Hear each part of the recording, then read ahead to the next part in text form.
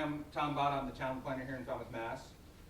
Whether you walk or drove or took a ferry, and we thank our colleagues from Martha's Vineyard for making the trip, welcome. Both the Falmouth Planning Board and the Zoning Board of Appeals are posted for this evening. So if you need a moment to adjourn your boards, please feel free to, although I don't expect a whole lot of discussion and deliberation at this evening's festivities. So I'm going to introduce Judy and get out of the way because she's actually going back to the office tonight to get stuff done, so I don't want to keep her. And now I don't want to have you question Judy's good judgment, so I will not say that Judy and I are friends, but we've had a very friendly and cordial relationship for at least the last 20 years. She's worked on several. Has it been that long? Well, 98. Oh, God. Yeah, I guess you're right. I had a different colored beard. You did, that's right. Did. And I didn't have white hair either, so. So Judy's done a number of projects in Kingston. We worked together, and she's worked in Falmouth as well. We're fortunate to have Judy here. She's a longtime trainer for the Citizens Planning Training Collaborative. She's a planner who's worked in 174 communities in the Commonwealth. In addition to running her own planning firm, she's the vice chair of the Zoning Board of Appeals and the chairperson of the Zoning Bylaw Review Committee in her town. And not to say that she's seen it all, but she's seen plenty.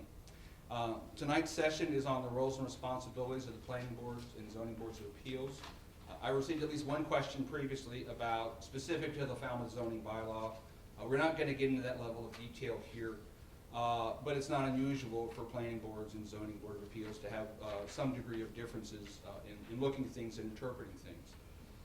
I had previously worked in Atlanta. Some of you may know it's surrounded by Georgia. And in coming here to the Commonwealth, I had a lot to learn. And as one of our parting speakers of the House once said, just because the other 49 states do it wrong doesn't mean Massachusetts has to. So we have our own view on land use policy here in Massachusetts. And I've never been to one of these things where I didn't pick up something that I didn't know or reinforce why am I doing it this way. With that, I welcome Judy. Thank you for coming. And room's all yours. Thank you so much. Okay, so I'm hoping everybody has two handouts from the back of the room, and I just want to explain these to you and give you a little bit of a primer as to what's to come. My firm was hired by Citizen Planner Training Collaborative several months ago to update all of the curriculum materials for Citizen Planner Training Collaborative, which has basically 12 sort of core courses that are taught in the spring at a conference every year that takes place at Holy Cross.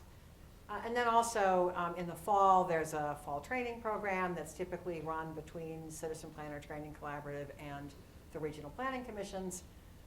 So I've been on the Cape, I've been on the Vineyard, I've done some of these trainings in the fall series. But some of the materials were getting old. So we were hired to update all of them. And so these two items that are in the back of the room, one is really just a guide to the slide presentation that sort of help you keep track of what I'm trying to explain. This one, this text handout, I don't expect you to read tonight. No one's going to quiz you on it, but it is something that we hope will be helpful to you as a reference guide when something comes up in your own community down the road. For the most part, the slide presentation tracks what's in this handout, but this has more detail because it's text, it's not PowerPoint slides. We are still working on these. So actually about a half hour ago, I caught a little glitch on one of the slides, and I'll address it when I get to it. But we have gone through many iterations on these materials in an attempt to make them a little more interesting than the materials that existed, also just to update them. But I think in the process of doing that, both creating recreating and updating 12 of the modules, but also creating 6 new ones. That you start to not see your own mistakes after a while. So if you catch something like a spelling error or whatever, or a statutory citation, and you know I'm wrong, please don't hesitate to speak up. And so, yes? May I collect my first error? Yeah. I neglected to welcome our neighbors from the mainland as well. Our friends from Sandwich and Bourne who came. I think we invited Mashpee, but I don't know if I heard from anybody who's coming, but I just didn't want to be disrespectful to our neighbors. I was actually going to ask who was from. Okay, that's well, fine. I just want to make sure I wasn't just welcoming people who took a boat. People who actually drove or walked here, so thank you. That's fine. So I know we have people here from Oak Bluffs because I recognize faces. Who's from Falmouth? We have Sandwich. We have Mashpee. Is that what we say? Who's from? What towns are you guys from? You're Falmouth? Bourne? Okay. Sandwich, okay, all right. Okay, so I'm going to jump into this. There's nothing in this presentation about your specific bylaws. Nothing. This is an overview of the statutory scheme for planning boards and boards of appeal. And for whatever it's worth, I've been on both. I live in Duxbury. I've been on the Board of Appeals since 2008. And I was on the planning board from the mid-90s to the mid-80s to the early 90s. And I loved both boards, and I loved the role of both. And I have a certain sense of humor about some of the tension that exists between zoning boards and planning boards in all the towns I've worked in. I really have worked in a lot of towns. But I have a certain sense of humor about it. I think that the boards just come from a different perspective. They have a different role, even though many of the things that they do look similar. Their perspective is different, and I think that if people are willing to talk to each other, usually most disagreements can be worked out pretty easily, but I think people do have to be open to communicating. So anyway, by the time you walk out of here at 8 or shortly thereafter, you hopefully will be able to answer the following questions. First, what does a planning board and a zoning board do, and how are they different? Because there are some differences. And what kinds of rules and regulations should the boards need and then implement along the way? So, when you leave here today, you should have those 2 handouts and maybe some information that's helpful to you, and hopefully have had a good time for the next hour and a half. We're also going to cover a little bit about the open meeting law and a little bit about the public records law, just kind of an overview, information that probably would be helpful to you to have. It's not a deep dive into either one, and also conflict of interest. As you probably know, as public officials, there are existing trainings on all of these from on the websites of various state agencies. So Citizen Planner Training Collaborative decided not to try to do a whole big training on these because the information already exists elsewhere, but we're going to cover it at an overview level, okay? The sort of overarching purpose of this is to help people kind of understand the statutory framework and kind of what the roles and responsibilities are of the different boards, recognizing that almost everything that happens in land use law it happens at this level. There are, of course, some exceptions, which I'm sure all of you have run into and may be aware of. We're going to talk a little bit about what those exceptions are so that hopefully they're clear to you and maybe understand why those exceptions exist. I'm sure you all know the next 2 slides, but I'm going to go over it anyway just to make it clear. Sometimes people are brand new on a board and they don't know this stuff. So we like to explain a little bit about kind of what a zoning bylaw is. And so it is about regulating the sort of the use and the pattern of development in a community, what a development looks like, accomplishing that through districts with specified boundaries, with dimensional requirements and use regulations, and other rules that kind of shape what development looks like and how it operates in the community. As you probably know, districts under Massachusetts law have to be uniform in the way they treat the uses in the district, and they have to be identified on a map, and the boundaries have to be clear enough that someone can reasonably interpret the map. Uses may be permitted as of right, which means that the building department pretty much can issue a building permit. Sometimes that requires site plan review. Uses can be allowed under a special permit. Both boards have the ability to grant special permits depending on what your zoning bylaw says. There are other entities that also can grant special permits depending on what your bylaw says. And then also by variance. And I know Falmouth doesn't have use variances, but does anybody here work in a town or serve on a board in a town where use variances are allowed? You know? Okay, so you don't. Civilized folks. I think an effective board member kind of knows, first of all, what's your jurisdiction and what's the scope of what you can do. How does your board operate? And this is where rules and regulations, I think, become very helpful. It puts order into the way things are done. What the standards are for making a decision. That's when hopefully our bylaws are clear and give us guidance that when someone's coming to us asking for example, a special permit, which is discretionary, is there guidance in the bylaw to kind of help us think through whether it's a special permit we should grant.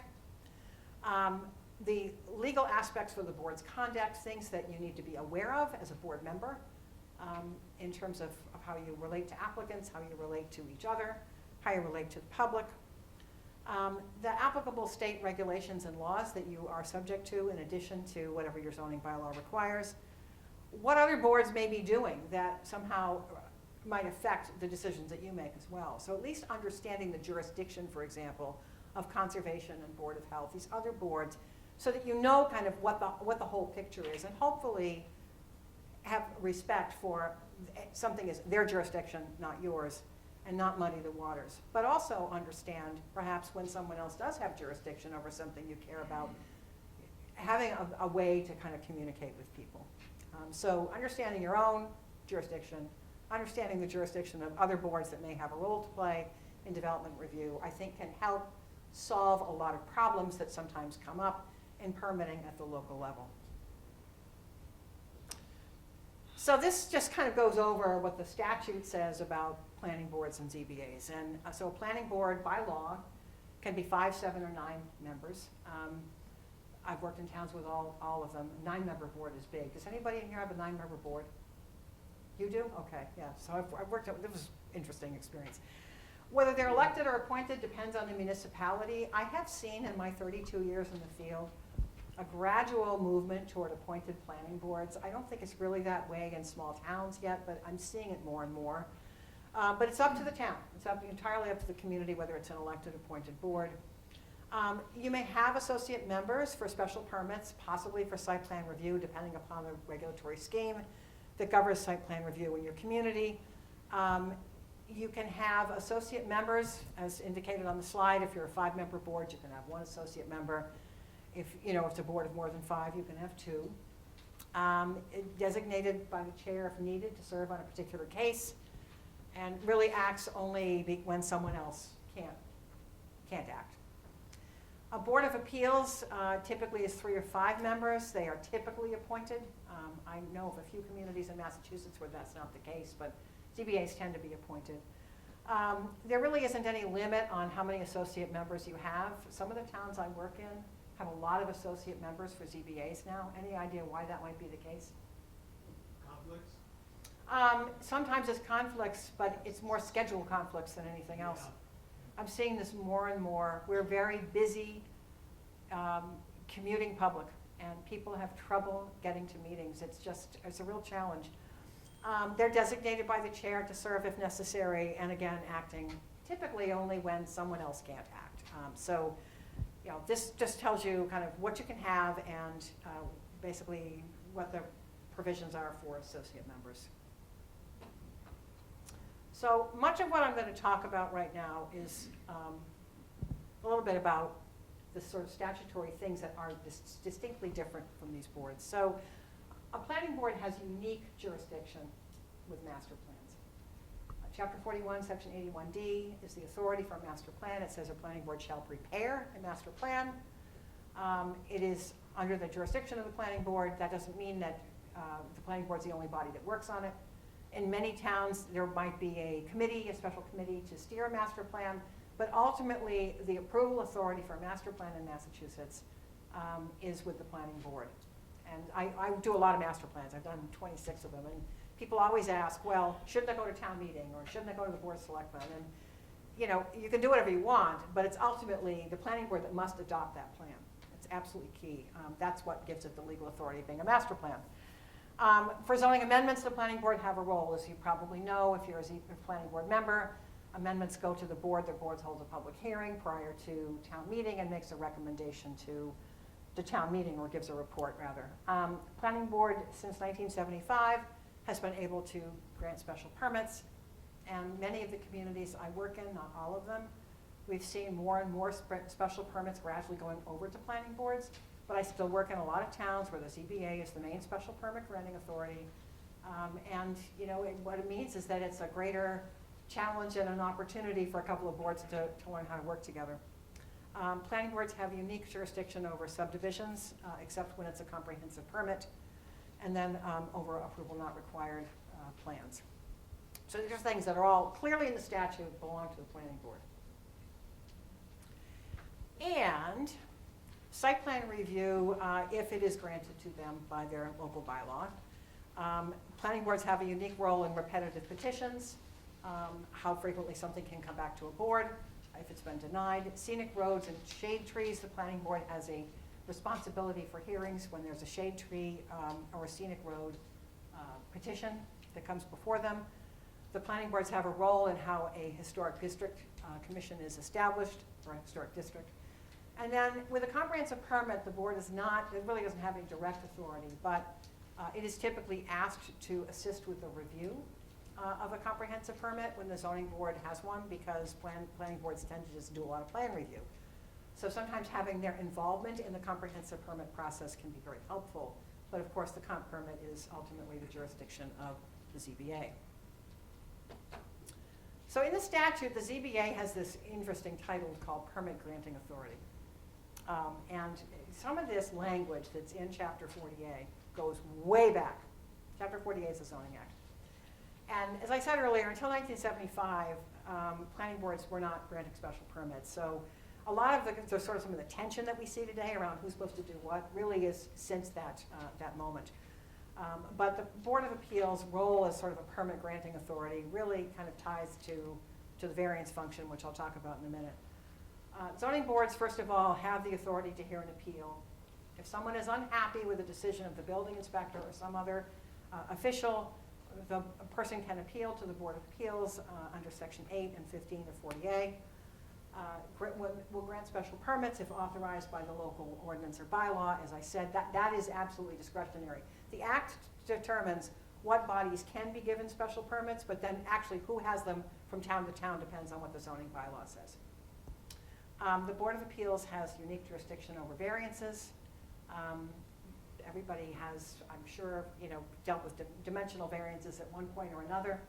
Some of the towns I work in do have use variances. It's good that you don't. Appeals from decisions of a zoning administrator, if you have a zoning administrator. I'll talk about that more in a bit. Authority to review nonconforming uses and structures, petitions to extend or alter nonconforming uses and structures will typically end up with the ZBA. And then, of course, comprehensive permits, which is not a function of the Zoning Act, it's a function of Chapter 40B, which is also the regional planning law.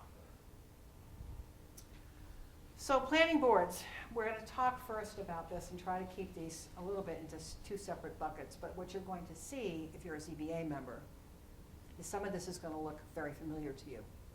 Because if you are a special permit granting authority, some of what I'm going to talk about is you're going to say, well, why is that up there for the planning board? We do that too.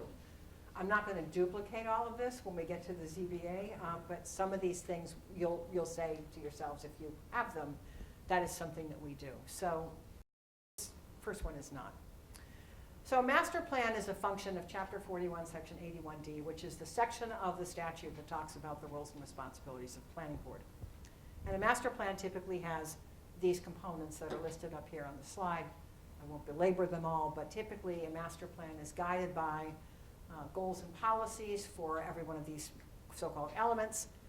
And every master plan has a land use plan, which is informed by an analysis of needs and goals and plans for housing, not just affordable housing, economic development for the protection of natural resources and cultural facilities, open space and recreation, public facilities, and circulation, how you get around, transportation. And then, of course, every master plan has an implementation section which says, okay, so these are the things that you said you want to accomplish. Now, how are you actually going to do that, and who is going to do it? So that is totally in the hands of a planning board to prepare that plan. And of course, rarely do planning boards actually sit down and write the plan, but it is ultimately their jurisdiction to approve it. It is a policy framework. If nothing else, people will sometimes say, well, we did our master plan 5 years ago, and now this situation has come up, and it's not in our plan, what do we do? Well, a well-done master plan will not foresee every single thing that's going to come up. But what it does try to do is create sort of a framework for thinking about how will you solve a particular problem if you face it in the future. They are supposed to be tailored to each community. As you know, as Massachusetts officials, We don't do things regionally all that well, although the Cape, I think, and the islands are somewhat of an exception. You do think regionally more here than many parts of the state. And if you don't feel that way, I can just tell you, having worked on the Cape and having worked off the Cape, there is at least a little more sense of regionalism here than there is in other parts of Massachusetts. So these tend to be tailored to each town. They all look very different. No two master plans really ever look that much alike. It's a visionary document. It's attempt to be able to say, well, where do we actually want to go as a community? It should provide a blueprint, for decision making. And ultimately, as I said, there's a statement of goals and policies. So when the plan doesn't specifically address something that comes up 5 or 6 or 7 years from now, hopefully the policy framework it embraces will help local officials think through, now what do I do? So it's a very important document. So amendments to the Zoning Act are largely regulated by Section 5 of Chapter 40A. Planning Board is one of the entities that can put forth amendments to their zoning bylaw or ordinance. Planning Board is responsible for holding a public hearing prior to town meeting. I'm going to talk entirely about town meeting here because we don't have city forms of government, so bear with me. I probably won't talk about ordinance as much. But to hold a public hearing and make recommendations or to give a report to town meeting, and of course in a city that can be done jointly with a city council, but you don't need to know that. Changes in zoning require a 2/3 vote. Anything you've heard in the past year about that changing to a simple majority vote, I'm old. I'll be really old if that passes. I don't know where that's going, but it is, it's a continuing conversation. I think it's going on with the legislature. There's been, for all the kind of talk about how important this is, I know there's also been a lot of resistance. So I don't really know where that's going. So right now, it's a 2/3 vote. Special permits can be granted by any of these entities, but right now we're talking about a planning board. Municipalities get to decide who's going to grant special permits, as long as it's from that group. So let me tell you that is part of why we have so many different practices and special permits across the state. Because it's not only that we have 351 fiefdoms, but we have different ways of dividing up the pie within any given community. Special permits are intended to allow for specific types of uses that are not really otherwise allowed as of right. And the way I like to think about special permits when I work on zoning with communities is to point out that, some uses within within a specific area, a district, you could say, it doesn't matter where it goes, that use is fine. But a special permit allows an entity, a board, to say, well, it could be fine anywhere in this district, but perhaps not in every single location. I think that's the kind of discretion and conditioning authority that the special permit brings to the permitting process. Section 3 describes uses that are exempt from special permits, and you need to know this stuff if you're a special permit granting authority. This is true whether you're a ZBA member or a planning board member. There are certain things you simply cannot regulate, no matter how much you may want to. And then, recognizing what the statute talks about is that special permits kind of describe uses and rules and regulations and the timeline for public hearings and all the things that you have to kind of know and follow in order to grant a legal special permit. These are just the timelines that I think are probably familiar. And again, if you're on a ZBA, you're going to recognize these time frames because they'll apply to you as well. I am curious, I meant to ask and I didn't. How many of you are planning board members? And how many of you are ZBA? All the ZBA people are over on this side. That's like 3rd grade when the boys are all sitting on one side of the class. So special permits have to be held within 65 days of getting the special permit application. Of course, the applicant can agree to extend, and you know that needs to be in writing and filed with the town clerk. Public hearing notice has to be published 14 days before the hearing. The decision and filing with the municipal clerk has to occur within 90 days of the close of the hearing. Takes a unanimous vote for a 3-member board, for a 5-member board, four members of a 5-member board, which is what I happen to sit on, or 2/3 of more than 5. Special permits lapse within 3 years under the current statutory scheme. So if your zoning bylaws still say 2 years, they should be updated. Why is this moving? I think you need to hit escape on the keyboard.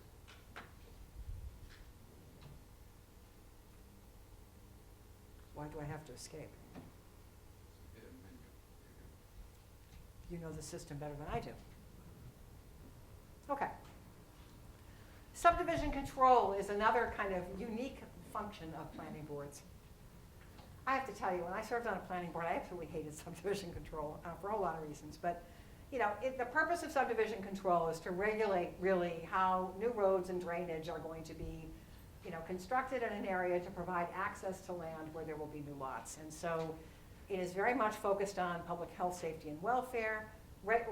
Allows the planning board to regulate and manage the laying out of roads, how drainage is designed to serve those roads. But you know, roads that have not yet become public ways, but probably will become public ways. And also to ensure sanitary conditions in subdivisions. And as you probably know, if you're on a planning board, the Board of Health also gets involved at one point at least in reviewing those lots and commenting on whether they actually can provide adequate sanitary facilities. Subdivision is a tract of land into 2 or more lots. And a division of a tract of land into 2 or more lots will not constitute a subdivision if every lot has adequate frontage on an adequate way, which we will get to in a few minutes, also known as a Form A plan, which has been very controversial lately. The planning board is supposed to, under subdivision control, have rules and regulations and determines kind of whether a plan actually requires approval or not, reviews or approves or disapproves preliminary and definitive subdivision plans. Those are kind of 2 phases of the plan submission process. Holds a public hearing on a definitive plan, obtains performance guarantees to ensure that the plan that's approved is built in accordance with the plan, and advises the Board of Appeals, as I said, on comprehensive permits that are subdivisions. Under the subdivision control law, the planning board can and should and must require a proper bond to ensure that the road is constructed properly in accordance with the plan. And this bonding process has been, I think, a controversy in some communities, but sometimes it's a deposit of money or some kind of negotiable security. It might be a covenant, a tripartite agreement where a lender retains funds under the first mortgage, can use one or more of or a combination of those guarantees. The applicant gets to select the type of guarantee. That was usually, when on the planning board, I was not a very happy person, but if any of you have had problems with that, you're not alone. Preliminary subdivision plan is sort of, it opens the possibility for the planning board and the applicant to negotiate, discuss the plan. It's required for non-residential subdivisions. It's not recorded with the Registry of Deeds. There's no right of appeal on a preliminary plan. It's really a preliminary plan. There's no public hearing required, and the board needs to act on that within 40 to 45 days. It either approves with modifications, or disapproves. Definitive subdivision plan is that next phase, which the board may approve with modifications, or disapprove. Requires that you get some kind of performance guarantee before the plan is actually endorsed. Definitive plans are recorded with the Registry of Deeds and have to be recorded within 6 months from the date of planning board's endorsement.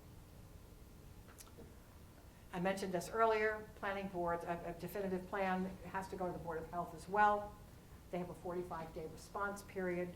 The planning board has to hold a public hearing on a definitive plan. When it's a non-residential or residential subdivision, final action is required within 90 days of the submission. When it's a residential subdivision with no preliminary plan, that final period is 135. So it's basically either 90 and 45 or 135 is the timeline. A plan that divides land into 2 or more lots does not require planning board approval if all the lots meet the frontage requirement. And the plan provides adequate access to the lots either from a public way or a way in existence when the subdivision control law took place, or a way in existence when the subdivision control law took effect in the town and is suitable for the proposed use. As you may know, there was a recent case on this where a developer said, I don't really need the planning board to sign off on my A&R plan. I can record it directly with the registry. And there was quite a bit of controversy about that, and the court, in fact, did agree that planning board endorsement of an A&R plan is not required, it's a may. So it's an interesting debate that's been going on. Site plan review, do you all have some kind of site plan review in your communities? Can I just back up for that one quick second? Sure. On the A&R, so what you're saying at the end of the day, if someone qualifies, they can bypass the planning board and it's been supported? in They the can courts? file that plan with the Registry of Deeds. Wow. What they don't get is the zoning freeze. The zoning freeze under section 6 only applies when the planning board has signed that plan. Okay. So site plan review, this wonderful tool, remarkably is nowhere in the zoning act. It's very interesting. And to the extent that we have 351 different zoning bylaws, I can tell you we have site plan review practices that are all over the lot. So it's not mentioned in the zoning act. That may be a blessing, actually. But towns can adopt site plan review, and they do, and it's been upheld by the courts as a valid exercise of regulatory power. It's typically used for uses that are allowed as of right. So for example, if you're in a business district and a retail store is allowed, it's a permitted use, that is a type of thing that might trigger site plan review if it's a new building. So you're not looking at the use, you're looking at kind of the operation of the site, you're looking at sort of an aesthetic review, public safety, the physical kind of layout of the site. It may be part of a special permit process. Many of us who do these kinds of bylaws will typically advise towns that site plan review is for uses of right.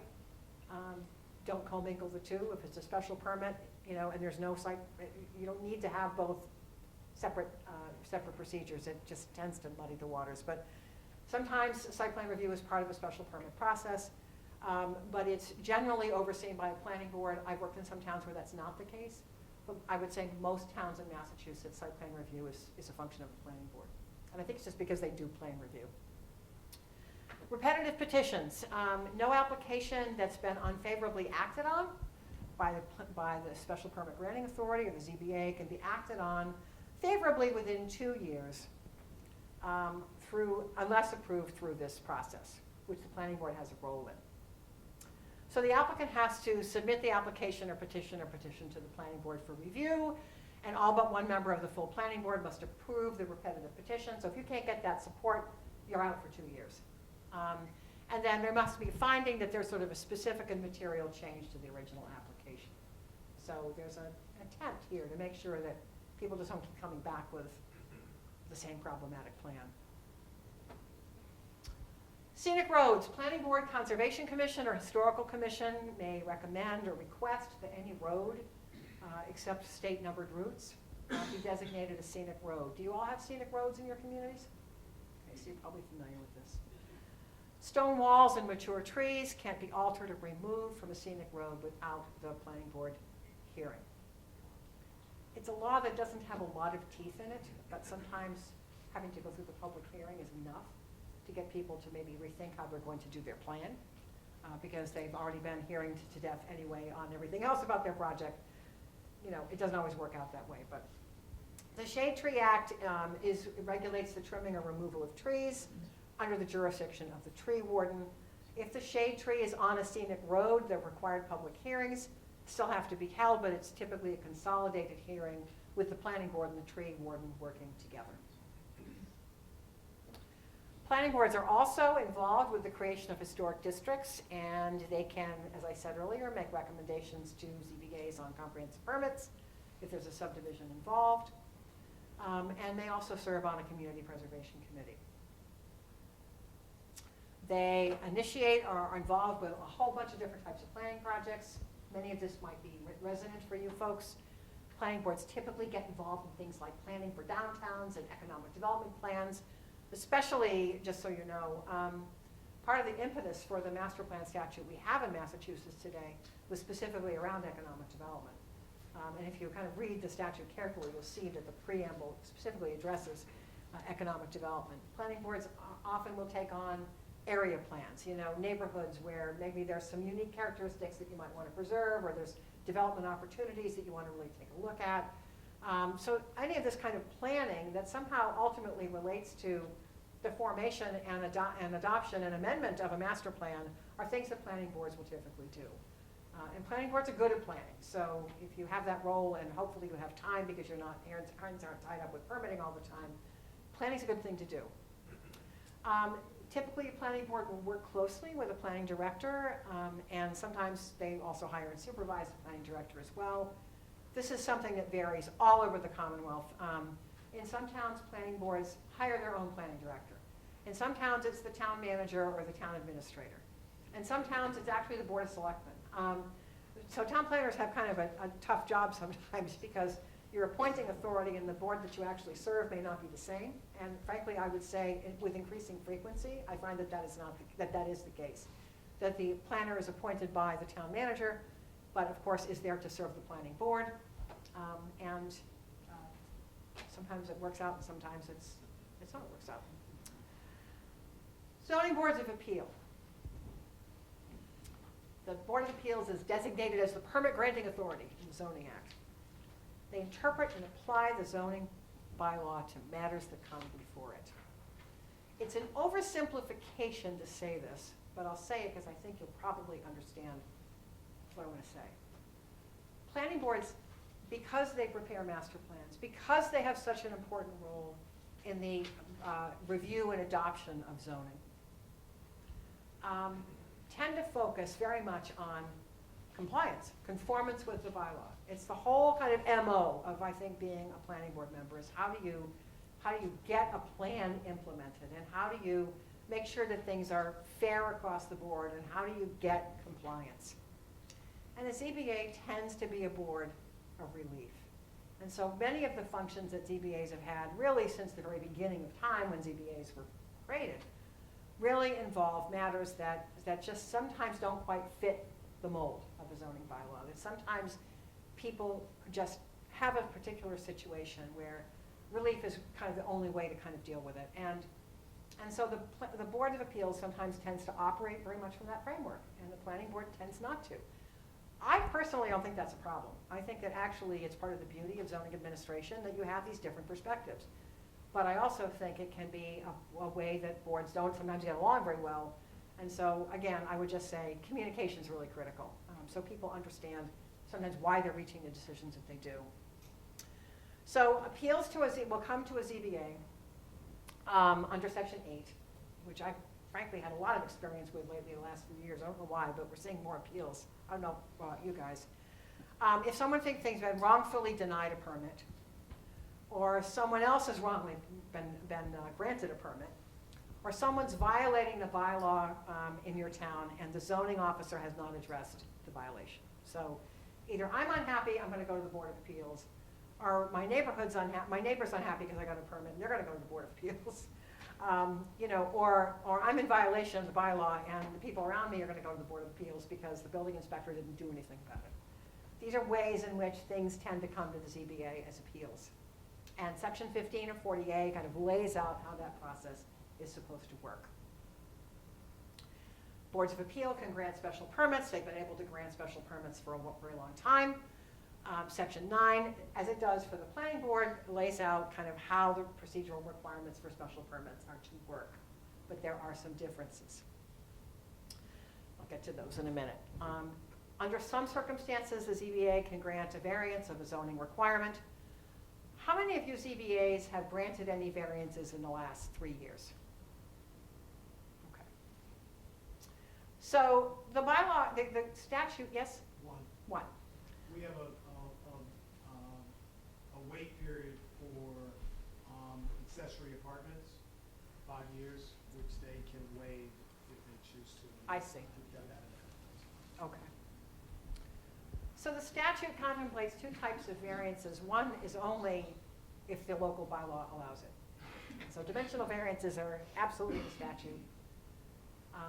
Use variances are not as common today as they were 20 years ago, but I still run into them. I see them a lot in cities. It's very common to see use variances in cities, which I often find kind of interesting because it's much easier to change zoning in a city than it is in a town, because towns have a town meeting once, maybe twice a year, but a city council can act on zoning as matters come to them. So the idea of putting somebody through a needless delay for a zoning amendment is just not the same in cities, regardless. I tend to see use variances in cities, but I also see them in some towns.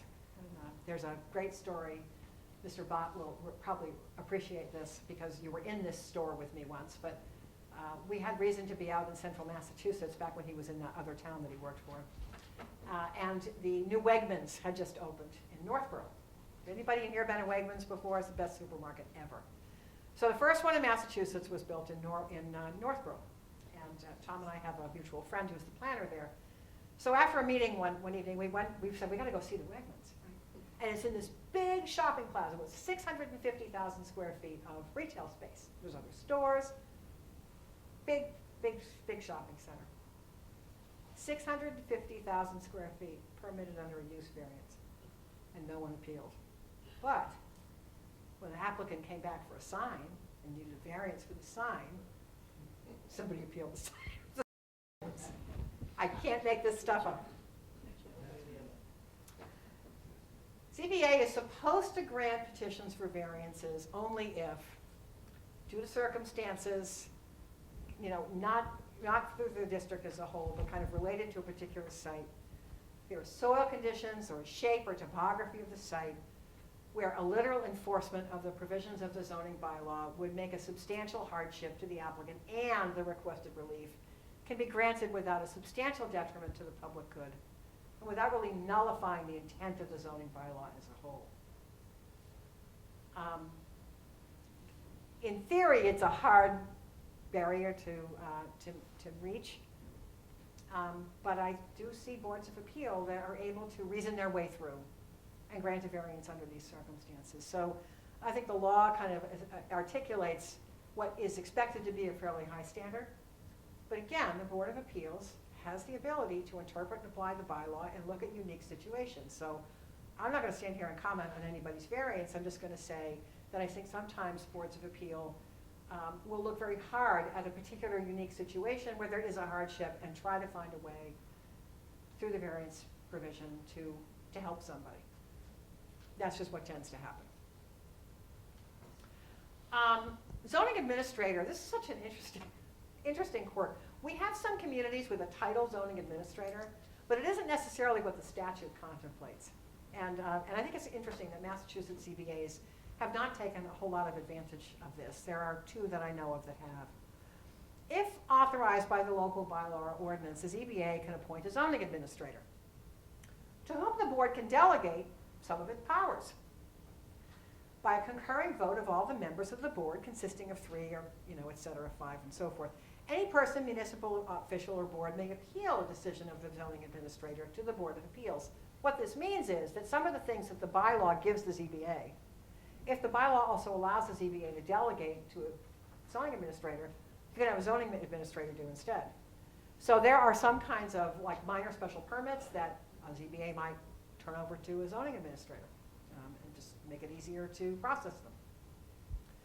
My favorite topic, my absolutely favorite topic, non-conforming uses and structures. Now, I don't know about you guys, but I'm on a ZBA, and I love my board.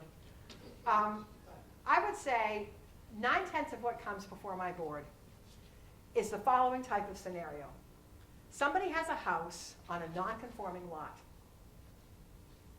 and they want to add a deck, or they want to do a little extension, but they have to come to the Board of Appeals for a finding that what they want to do is not going to substantially become a substantial detriment to the neighborhood, and isn't going to substantially increase the non-conforming nature of this existing structure.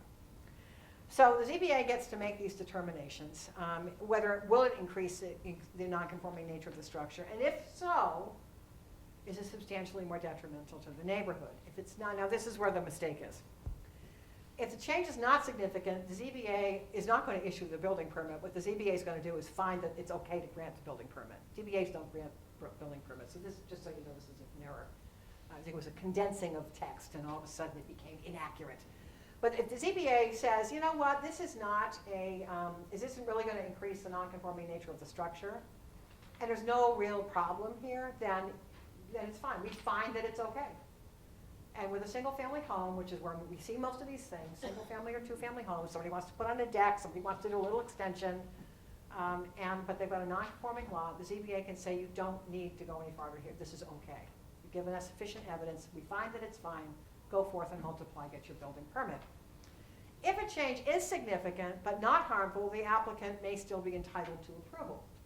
But of course, if the change is significant and the board determines that there will be harm, the relief will be denied. And that's sort of the basic statutory scheme here. So the board really gets to kind of look at the situation. This is why I'm saying boards of appeal have this framework of relief. You're looking at a particular situation, somebody wants to do a minor extension of their home, where a planning board might say, no, because our setbacks are inviolate, but the Board of Appeals says, but in this particular case, there's not really going to be a problem. And that kind of difference in thinking, I think, sometimes contributes to some of the ways in which ZBAs and planning boards have trouble communicating. It does in my experience anyway. Comprehensive permits allow applicants to propose to build lower moderate income housing and to seek a consolidated or unified permit from the Board of Appeals. Noreen, I think this is how we originally met, was over a 40B, yes. So this is a unique authority of ZBAs. So there's some certain things that both the statute and state regulations lay out. Board must have rules and regulations for the comprehensive permit. If they don't have them, they default to the state regulations. They have to receive and review an application for a comprehensive permit. They have to let other boards know they've got one and ask for comments, preferably their appearance, if not at least a memo. Hold a public hearing, not within 65 days, but 30. This one issue has been responsible for more problems with comprehensive permits than you can imagine. I want you to imagine yourself being the part-time admin assistant to a ZBA, which is what we find in most town halls. Many town halls do not have a Noreen. Many town halls have a part-time person who is really handling kind of just basic administrative stuff. And your world is 65 days. That's what everything requires. I got to schedule a hearing within 65 days. That's what you do. Comprehensive permit comes in, who's telling you it's 30 days? Nobody. And then the project gets constructively approved. So if you are a ZBA member and you have not had to deal with a 40B, I just want you to walk out of this hearing, this meeting, with this religion in your head. You never, ever, ever do not open a comprehensive permit hearing within 30 days. You open it no matter what. If you think it's an incomplete application, if you think it's a terrible application, if you think it's missing something, open the hearing. Because otherwise, you are going to have a problem. Can't stress this enough. That's in the statute. It's not in the regulations. So it isn't like some magical wand that's going to get waved that's going to fix that problem for you. Open the hearing. If you think the application's incomplete, tell the applicant at the hearing and continue it until they can give you a conforming, an application that's complete. But don't open the hearing. So you have to open the hearing in 30 days. And then you have to issue your decision not in 90 days, but 40 days following the public hearing. So everything's condensed. And the reason for that, whether we like it or not, is that the statute contemplates that affordable housing is a need and that there needs to be an accelerated permitting process to accomplish it. That's the statutory framework. Whether we like it or not, that's the point. So everything gets kind of condensed. The Board of Appeals record for a decision, it needs to include what was the application, what correspondence did we receive, did we get any written comments, what kind of oral evidence was presented at the hearing, referencing specific plans and drawings and so forth that will become the plan of record. Because you issue your decision today, somebody may not come in for a building permit for months. The building inspector has to be able to read that permit and know what he or she is looking for to determine that the application for the building permit meets the requirements of the plans. So having a clear set of plans that you reference in the decision is key. Acknowledging any written testimony, the public, when did you advertise the public hearing? municipal records, and any other documents that were considered. So there's a very transparent basis for a decision. The board's findings need to include the reasoning that it used to reach a decision, the standards under which it made those findings and the decision that it reached, and that if there wasn't enough evidence to assist the board in making a decision, they need to say that as well. But the record should be able to stand on its own, and the way you do that is by citing everything. Cite what you had, explain why you reached your decision, and just make it as clear as you can. So with that, I now want to jump into a related kind of concept here, and that is rules and regulations. And you'll have time to ask me questions, but I want to keep going for now. Everybody should have rules and regulations. If you don't, I hope you do. As a result of this hearing, meeting, go out and adopt rules and regs. Every board should have rules and regulations. These are not the same as zoning. This is like how are we going to conduct business. Many town boards go beyond kind of the minimum statutory requirements, and they adopt kind of more comprehensive rules and regs. And I think the clearer and more complete the rules and regs are, the more helpful it is for everybody. So interestingly, and again, this all dates back to when did the planning board become a special permit granting authority when did the planning board's role change in zoning beyond the zoning adoption process and so forth. And it's just very interesting history. The statute says the zoning board of appeals must adopt rules and regulations. It's in section 12 of 48. Have to do it. Special permit granting authority must adopt special permit rules and regulations. Subdivision control says planning board must adopt rules and regulations under subdivision control. But a planning board wouldn't necessarily have rules and regulations under zoning unless it has some kind of zoning approval authority. Follow what I'm saying? If you're not doing a special permit, you're doing subdivisions. But if you're doing site plan review, you need to have rules and regulations. So just think about, the statute doesn't specifically direct a planning board to have rules and regulations unless it's the SPGA. But clearly, if you are a site plan review authority, you need to have rules and regs. Zoning Act doesn't address it because site plan review is not in the Zoning Act. Procedures for electing officers. How are we going to decide who's the chair? Appointment of the board to other bodies, like the regional, who's going to serve on the regional, will be the representative to the Regional Planning Commission. How are we going to make these decisions? Designating liaisons to other boards, and then the roles in the appointment process for associate members. The more this stuff is laid out, the easier it is later when someone doesn't like a decision that you made or the way you made it to say, our rules and regulations say the following. Simple things, just very simple things. When are we going to meet? Rules and regulations ought to make that clear.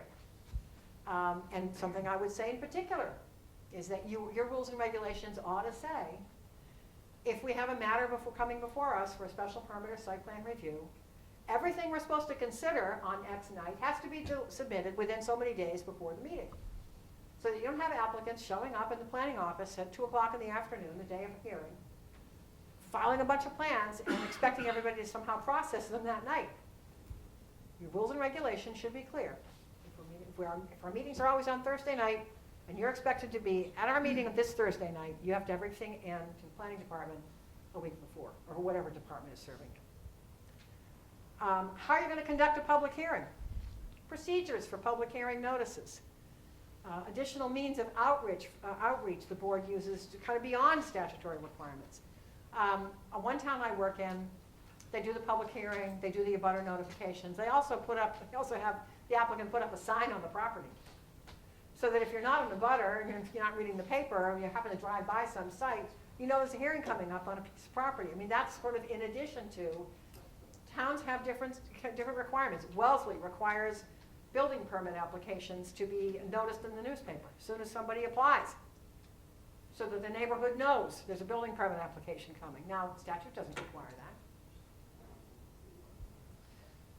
Wellesley has lots of appeals, too. I've worked there. I love that town. The roles of officers during the meeting. What's the chair do versus the clerk? When does the vice chair step in? If it applies, how the Mullen rule works. Is anybody in here in the community that doesn't have the Mullen rule? So you know what the Mullen rule is? I'm looking for heads nodding. Okay. So explaining how that works, because sometimes, the public will come to a hearing and they see 5 people sitting up there, and then they come to the next hearing, And, you know, there's 4 or something, and so then there's 5, and how does this work? So you have to explain, we have the Mullen Rule, and this is how it works. Someone misses a meeting, they can watch the tape, they can listen to the tape, they sign an affidavit, and they're covered. I already just said this, so I don't need to go through this slide anymore. Board member must certify in writing, however, you should just be aware if you don't do this, it needs to be pretty formal. That you reviewed the evidence of the missing session, including a videotape. They're not always videotape, but certainly an audio tape, and or a transcript for the missed session. So you've got to kind of show you know what's going on. Quorum and voting requirements. All these, again, are things that belong in the rules and regulations. Generally, the quorum of a majority is what constitutes a quorum. Rules and regulations should include special voting requirements so that it's clear. You know, quorum and what it takes to approve a special permit are not necessarily the same thing. So lay all that out, because somebody's going to read those rules and regulations, and the more informative your rules and regs are, the better it's going to be for you to communicate with people that you're doing business, that are trying to do business with you. Remote participation. Some communities have adopted policies on this, some have not. Has to be adopted by the Board of Selectmen. The remote member is part of the quorum and can vote, but there has to be a quorum number present at the meeting. We've had a few issues with this in my own town. We have an attorney on the board who travels frequently and is an invaluable member of our board. But we have to make sure we have a quorum number in the room. In other words, if I'm a five-person board, I have to have at least 3 people in the room. And so if that 4th member is on the phone, that's fine, but we have to have a quorum physically in the room. Chair must determine that one of the following factors makes it difficult to attend, and this should be in the record of the matter that's before you. Person's sick, there's an emergency, geographic distance, it is a little hard to participate when you're in France, so you call in, you know, personal disability, or someone's on active military service. Chair needs to announce for the record the use of remote technology, the member using it, and the reasons for its use. This should all be in the record. If it's in your rules and regulations, it's easier to remember that you have to do these things. The remote participants must be visible or audible to everyone in the room, so you need to have a decent sound system for somebody to be able to hear. And if the connection is lost at any time, deliberations have to be halted and must be reflected in the minutes. I don't know how many of you do all these things, but just so you know, you should. Board should clearly outline the procedures and required materials for seeking board approval. If your zoning bylaw has a section called submission requirements, and it goes on for 2 pages about the number of plans, the requirement for a North Star, for the scale, for the 2-foot contours, that stuff does not need to be in the zoning bylaw. It can all be in rules and regulations. So when you're trying to clean up your zoning and make it readable to the average Joe, a lot of times cleaning up a zoning bylaw is getting stuff out of it that simply doesn't need to be there. The zoning bylaw should say, however, for example, with site plan review, the planning board shall adopt rules and regulations not inconsistent with this bylaw, governing submission requirements, procedures, etc. So it's very clear in the zoning bylaw, yes, there are going to be rules and regulations. Failure to follow procedural requirements may result in a constructive grant in favor of the applicant or make the decision indefensible should the applicant appeal. Hence my comment about the comprehensive permit. I don't care whether you think it's the worst application you've ever seen, open the hearing. Board regulations should outline following permitting guidelines. Form of application required. What are you looking for? Some towns, increasingly now, I see towns wanting an electronic copy in addition to paper. What are the required materials? The requisite number of copies. Think long and hard if you're a community that professes to be concerned about sustainability and climate change and things of that nature, but then you require 25 copies of a plan, including 25 copies of a D-size plan set. We all have the ability to do better than this. So think about, what do you actually need versus what can be submitted electronically. Filing procedures. Fees. This is a common one. This should all be in your rules and regs. What's the fee for applying for a special permit? What's the fee for applying for site plan review? What's the fee for applying for a site plan review amendment, et cetera? Responsibility for a manner of payment for the newspaper publication of notice. This varies from town to town. It's wild. If I were a developer working in more than one town, I would probably go crazy, because in one town, I give a check over and the clerk of the planning department arranges to have the notice published. In another town, I'm supposed to go to I'm pretending I'm the applicant right now. I have to go to the assessors, get the list, and send out all the notices myself, and provide evidence that I did it. And I gotta go get the ad in the newspaper and then bring evidence that I did it on time. Everybody's doing this differently. So your rules and regulations ought to make it clear what's the responsibility of the applicant. When certain things have to be submitted, for example, when do you need to go and ask for the certified abutters list? If your assessor's office is busy, you probably can't just go show up at the desk and say, oh, I need an abutters list today for an application I'm going to file with the town clerk at 4 o'clock. It doesn't work that way. And then delivery or referral to other public bodies for review and recommendations. This also is different. In some towns I work in, everything goes and gets filed with, I'll just use the planning board for the sake of this argument.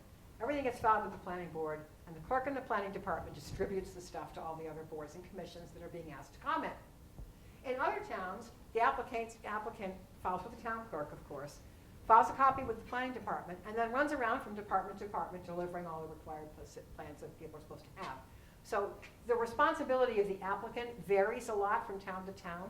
And the reason I'm telling you all this is that one way to avoid conflicts with an applicant that you could easily avoid is just to make it clear. What does the applicant have to do? Because believe me, they may not know. And of the other towns they've worked in, it may be different everywhere else. So it's a good idea to just be clear. Rules and regulations, need to address the sort of components that the board is responsible for. So for example, the statute requires rules and regs for ZBA for virtually anything the ZBA does, because it's always been in the statute.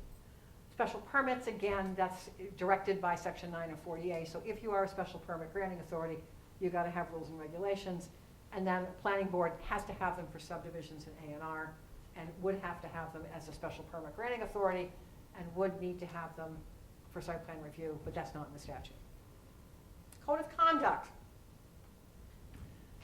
Many communities, I have discovered, are going beyond, the usual, and they have a code of conduct that is part of their rules and regulations. Codes can vary in length depending on the preferences of the municipality. Boards may benefit from reviewing the ethical codes of other municipalities for guidance. Things like, thou shalt not have side conversations with the applicant outside the public hearing process. Now, you may all know this, and if you do, that's fine. But I have been witness, personally as a consultant, to situations where board members innocently, I'm at the supermarket. I got a comprehensive permit in front of me. The town is in an uproar.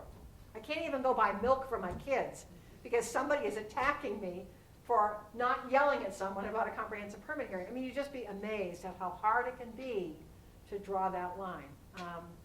So as a consultant doing a lot of technical assistance work, because I do a lot of it, but also as a board member, I had to learn to say, I can't discuss that matter. I can't discuss that matter. Someone tried to pull me in on a Facebook page one night.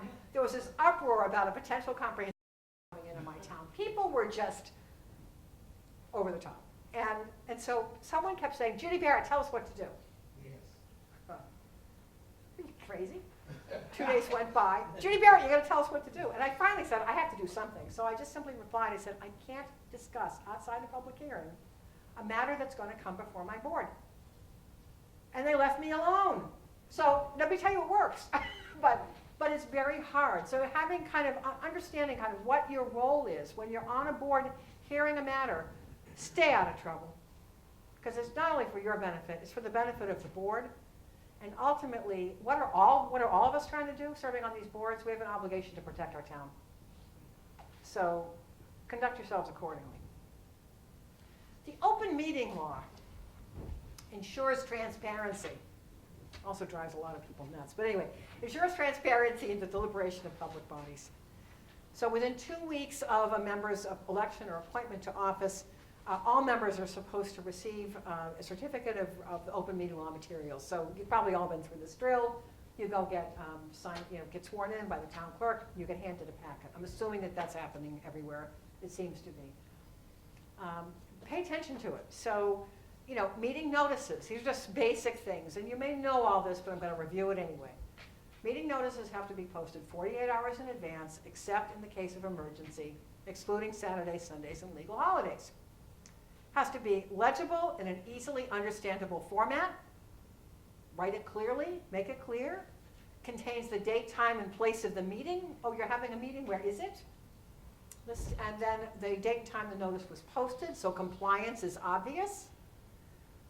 And if anything was changed in the notice, sometimes that happens, just making the record clear.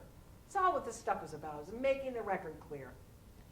And listing everything that the chair can reasonably anticipate will be discussed at the meeting. Making it specific enough that someone who's interested can make an informed choice. Do I want to be at this hearing or not? It is really tough, when you have a sort of a diligent approach to trying to make sure the agenda is clear, and you get into the meeting and somebody brings something up that, you probably could not anticipate it. You kind of have to make a judgment call as a chair. Are we going to go there or not? What I have found, for whatever it's worth, is that if something comes up at the hearing that really ought to be on an agenda, noticed for other people, that I would advise people to say, we appreciate that comment, thank you. We're going to post this for the next meeting agenda. So acknowledge the comment, but don't get into a discussion about it. Tell people, we're going to discuss it in another meeting and we'll post it. I mean, for anything that's, if it's really non-significant, obviously you wouldn't do that, but you're all smart people and you can kind of tell when something's going to blow up. So if you think it's going to be an issue, thank the person who brings it up, schedule it for the next meeting or whenever. Executive session. Before you go into executive session, I have actually found planning boards and ZBAs don't need to do this much unless they're dealing with litigation, but just to cover it. You have to convene an open session and you have to state the reason for going into executive session. Under the open meeting law we have today, this is much more specific than it was in the past. And so all the subjects that are going to be discussed, you have to disclose what they are and state whether the public body will be reconvening in open session after the executive session and take a roll call vote to go into executive session. These are basic procedural requirements for executive sessions. That's the thumbnail look at the open meeting law. Public records. Every document, paper, record, map, photograph defined by law, anything that's tangible and has information on it, that's made or received by a government entity or employee is presumed to be, a public record. I haven't quite figured out yet where text messages fit into all this, but I'm sure there's a smart person in the room who knows the answer to that question. Specific statutory exemptions to this rule have been created by the legislature. Did you want to add something to that? No. The records custodian in your community is responsible for providing copies of existing public records in their possession upon request for a determined fee. I do not know who your records custodian is, but you want to find out. So when in doubt, ask the selectman or ask the town clerk who the records custodian is. It's usually the town clerk. Thank you, my dear. You definitely don't want to get water on that. So the public records law, there is this requirement that there's an assumption that if something comes into your hands as a public official, it's a public record. Otherwise, it wouldn't be coming into your hands in your official capacity. There are some exemptions, and then there is a records custodian, or there's supposed to be in every community, whose responsibility it is to respond to requests for public documents. You don't have to do that, but you really should know who that is so you can direct people to whoever the records custodian is. Minutes of open meetings, regardless of what form they're in, are public and must be made available at the close of the meeting. That does not mean that someone sitting there writing the notes, has written the minutes, but you have an obligation to produce minutes and adopt them in a timely way and file them with the town clerk. There's no requirement that minutes be transcribed or approved before they're made public. A records custodian should clearly mark all unapproved minutes as unofficial. So what sometimes happens is that depending upon the community and the situation, that minutes might be given to the town clerk. Maybe it's a matter that people want to know about. So the unofficial minutes might be given to the town clerk in case someone comes and asks for them, but you mark them unofficial until the board's actually approved them. I'm not saying it's a good practice, I'm just saying it has been done. And conflict of interest. Anyone performing a service for a city or town, holding any kind of municipal position, is considered a municipal employee for purposes of conflict of interest. All city and town employees must be provided with a summary of the conflict of interest law within 30 days of the time that they're appointed or hired, and acknowledge in writing that they received the summary. How many of you have ever done the conflict of interest training on the web? It's a pretty good system. Under conflict of interest law, the Ethics Commission can impose a penalty of up to $10,000 or $25,000 for bribery cases for each violation. The Commission can order the violator to repay any economic advantage gained by the violation and to make restitution to injured parties. Violations of the conflict of interest law can also be prosecuted criminally. So conflict of interest can be a big deal. Sometimes people don't realize that they've got a conflict.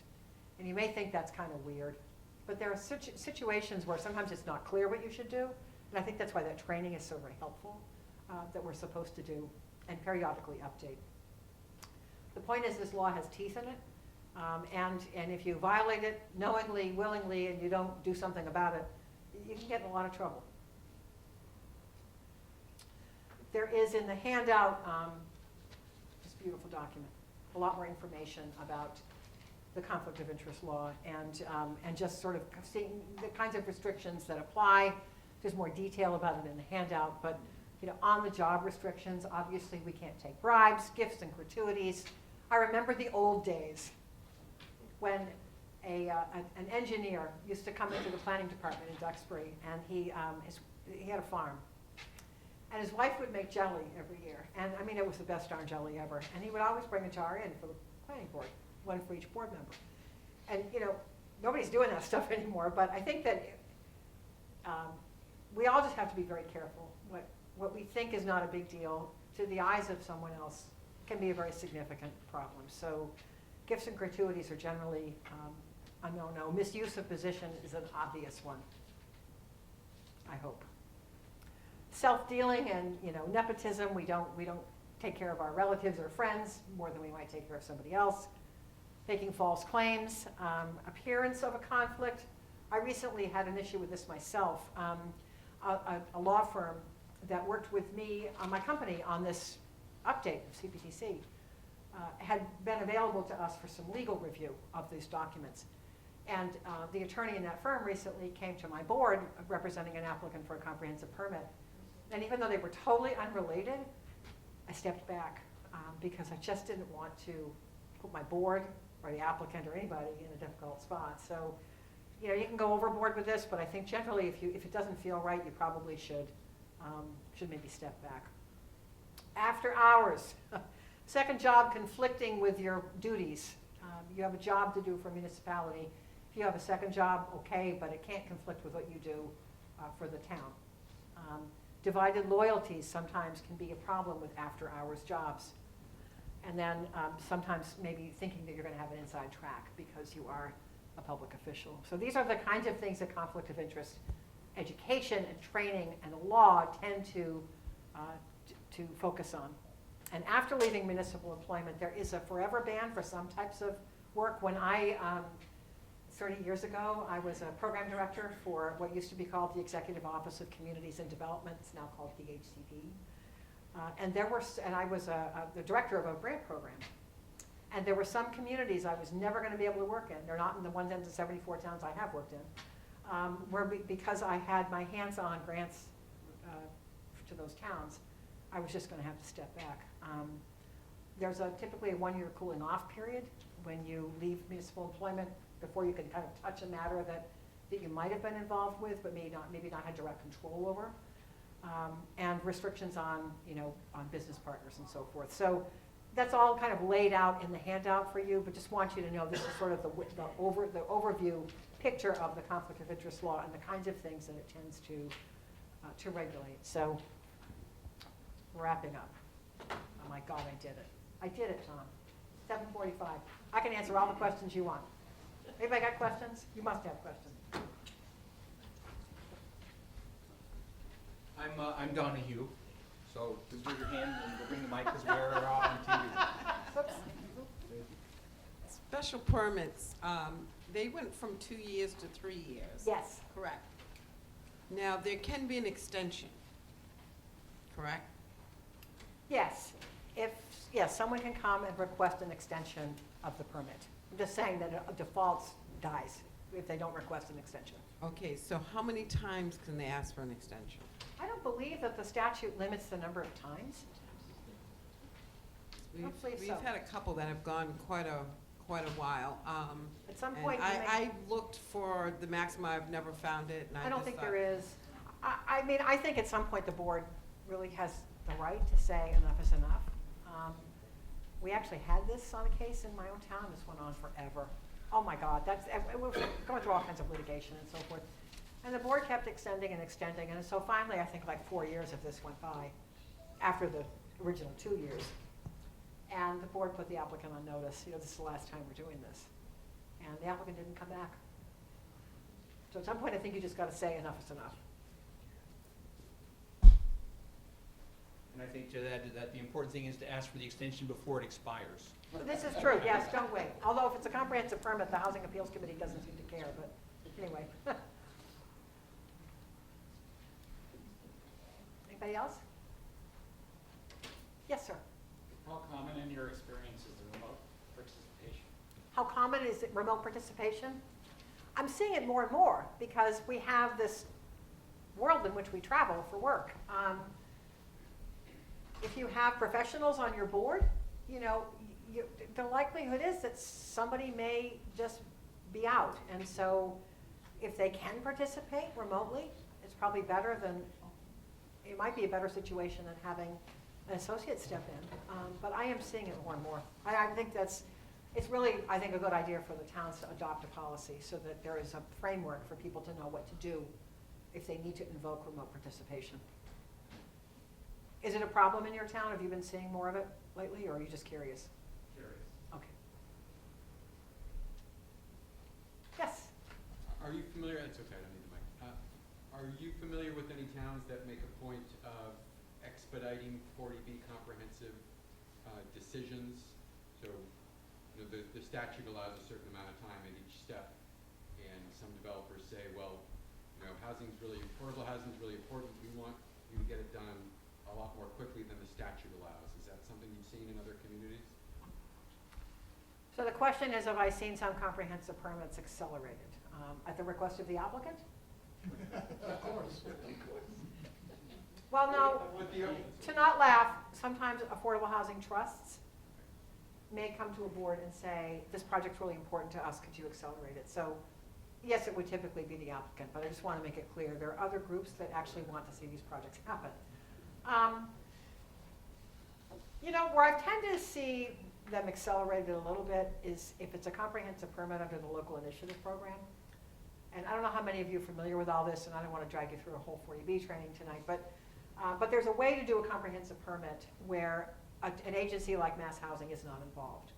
And instead, it's a project where the applicant has worked with the town, and they've kind of arrived with the selectmen, and maybe a housing trust or a housing partnership, or even a planning board. We've worked together, and we've sculpted this project, and everybody's happy with it. So the applicant and the town will basically jointly apply to DHCD for project eligibility letter. And sometimes those will go faster just because there's been this effort before the project ever reached the ZBA to arrive at a project that people were happy with. That's the only time I've seen them accelerated. I've seen some very small ones that got done in a hearing or two. They usually don't happen that way, but yeah, I've seen it. On the comprehensive permit, you mentioned that a board could adopt its own rules. Yeah. So, can yeah. you give us some examples of that? What Yeah. might be helpful to a board above what the guidelines are with the state? Well, yeah, I will. The regulations that the state has, which you can default to, you can use those, talks about when certain types of architectural plans might be required. Projects over 4 units or something. You know, you might say, we always want to have certain types of detail in our architectural plans. And to be specific about what that is. And the reason I brought that up is that my experience with comp permits is a lot of the tension is really about design. People jump to density, but it's really about design. So if you know that design's going to be a factor in the review, it's a good idea to make sure your regulations are clear about what you expect. If we did have something like that in our regulations, can they They can ask to waive it. ask to waive it in? They can always ask for waivers of any regulations that they think might interfere with the project. My experience is if what you're asking for is not all that unreasonable, and the applicant wants to get a yes, generally they'll comply. Your regulations might also say that for projects over a certain size, the board may, in its discretion, request a 3D model, of the project once that the board and the applicant are comfortable with what they've negotiated, maybe requesting a 3D model at that point. But you would only do that for a big project. So that kind of stuff being in the rules and regs, I think, is helpful. The other thing that I think is really helpful in the regs, which the state rules don't cover, is just the sort of whole, how do you run your hearing? I can't tell you how many times, not just comp permits, but times you go into a public hearing, and there are people who are there who are interested parties, and they've never been to a public hearing in their whole life. And so here you are as the board, and you've opened the hearing, and you've read the correspondence, and now you turn to the applicant and say, present your case. And people will say, why are you talking to the applicant? We're here, we live in this neighborhood. They don't know the basics of the hearing process. So having that stuff in your rules and regs can be helpful to, especially if the chair is missing, and someone has to step in and run a hearing. Just having all that stuff laid out can be very helpful to someone stepping in and having to run a meeting.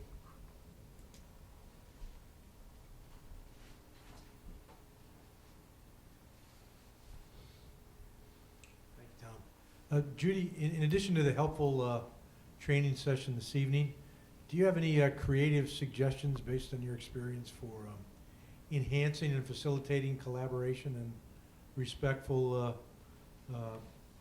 cooperation I do. between zoning and planning boards? I do. I had the pleasure of doing the master plan, comprehensive plan for the town of Lincoln 10 years ago. And they had a lovely tradition in their town where once a month, the chair of the planning board and the chair of the ZBA had breakfast. Now you may think that's silly, but you know what it did? It formed a relationship. And it formed a relationship that didn't require them to communicate through staff. They actually had direct rapport. And as a result, even though they had arguments, there was a lot of personal respect, and it transcended, it helped kind of not have things get vitriolic, or not have things get ugly, because even if they didn't see things the same way, there was a mutual respect that was built. And I think that's a lot of what this is about. So I think that maybe chairs communicating in some sort of formalized way, not dictated from above, but just the common sense of, we have a shared interest here, and it's in the development of our community. And we have we have overlapping roles and we have shared roles. And so, how do we kind of get through this? And you can almost have like how staff will have like a development review team meeting before with an applicant or something. It's almost like the two chairs can sort of have their own development review team discussion about a project, and if they have a shared responsibility for it. I think just communication, I hate to be simple, but honest to God, it just solves a lot of problems. I had a follow-up to that very good suggestion, is that if the two chairs are discussing potential project, that's an open meeting law violation. Two chairs? Well, the chair of the zoning board and the chair of the... No, that's not an open meeting law. Well, if they're discussing a potential project that's coming before them, it's on the agenda. It's not an open meeting law violation. Should be some type of violation. Well, no, just a violation of not talking about something that you anticipate to come in front of the board, like a comprehensive permit. There's nothing wrong with coordinating two roles. Okay. A good example is, and this is the most common one I can think of. Board of Appeals grants a special permit, Planning Board has site plan review. Or Board of Appeals has a comprehensive permit in front of it. planning board's got a bunch of issues with it. I mean, just, you have a shared responsibility. The boards are not talking outside the hearing, but the two chairs are trying to coordinate. You can't make a decision over breakfast, but you can talk about how are you gonna get the information that each board needs. That kind of stuff, there's nothing wrong with that at all. And especially when you follow up with, I'm not sure they do this in Lincoln, but it's what I would say. You have breakfast together, the next meeting, you say, so I had breakfast with, Joe Schmo, and we talked about, these are things we talked about. And Joe Schmo goes to his meeting and says, I had breakfast with Melroy Sterwin, and that's what we talked about. So there are ways for, I don't think open meeting law, nothing is trying to get in the way of common decency and common sense here. But certainly when it comes to the conduct of business, that has to be transparent.